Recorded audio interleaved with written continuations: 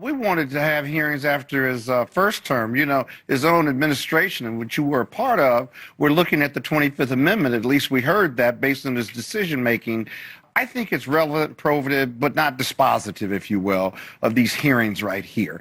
What I thought they were going to bring out some experts and some medical people and people from the administration. They brought out Sean Spicer, our good friend, who's on this show sometimes. And what did they accomplish? But armchairing the mental health or the lack thereof of Joe Biden. It was a complete waste of time. You're not in charge of the Democratic Party. It would be a very different and probably more successful Democratic Party if you were.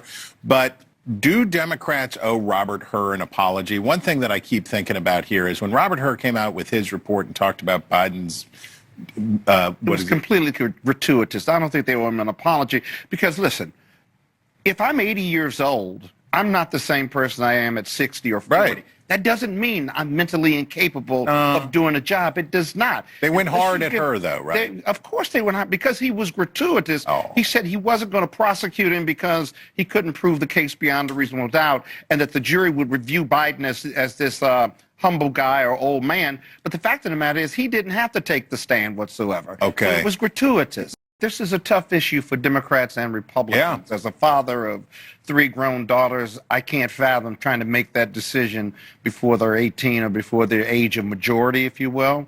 They certainly have a First Amendment right. They certainly have these 14th Amendment rights, which the court cited significantly and regularly.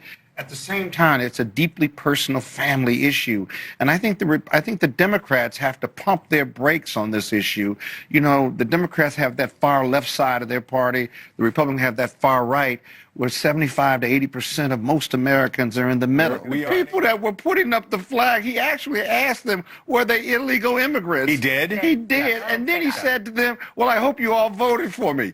In 2 sentences. I don't make this stuff up. That's amazing. Donald Trump is I think he just sits up and thinks about stuff and just wants to do it. So are you going to come out against the flag now? No, are you a Democrat now going to be anti-flag? Better.